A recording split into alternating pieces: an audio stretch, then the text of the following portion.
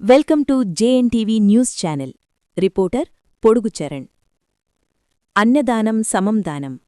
Lion Ponnada Roshini, Srikakulam. అన్నదానం సమం దానమాని Lions club of Amadalavalasa కోశాధికారి లయన్ పొన్నాడ రోషిణి అన్నారు. విశ్వ హిందూ పరిషత్ శ్రీకాకుళం జిల్లా శాఖ ఆధ్వర్యంలో నిర్విరామముగా కొనసాగుతున్న అన్న సమారాధనలో జిల్లా ఎన్వైర్న్మెంట్ చైర్మన్ పొన్నాడ రవికుమార్ కుటుంబ సభ్యులు పాల్గొని పేదలకు అన్నప్రసాదాన్ని అందించారు. అనంతరం పొన్నాడ రవికుమార్ మాట్లాడుతూ, అన్నదానమునకు సరియైన దానం త్రిలోకాలలో కూడా చూడలేమని, స్వీకరించిన వారు తృప్తిని పొందుతారన్నారు.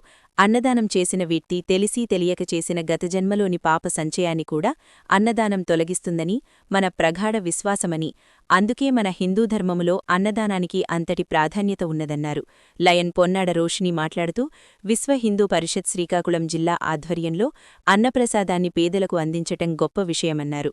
నిర్వాహకులు విశ్వ హిందూ పరిషత్ శ్రీకాకుళం జిల్లా మధుసూదన్ గురుస్వామి మాట్లాడుతూ, తోటపాలెం జంక్షన్ విశ్వ హిందూ పరిషత్ కార్యాలయ ఆవరణలో ఈరోజు 31వ మంగళవారం 200 మందికి అన్న సమారాధన కార్యక్రమం ఘనంగా జరిగిందని, రాగోలు గ్రామం వాస్తవ్యులు శ్రీకాకుళం జిల్లా ఎన్వైర్న్మెంట్ చైర్మన్ పొన్నాడ రవికుమార్ కుమార్తె పొన్నాడ రోషిణి జన్మదినం శుభ సందర్భంగా ఈరోజు జరిగిన అన్న సమారాధన కార్యక్రమానికి సహాయ సహకారాన్ని అందించటం జరిగిందన్నారు.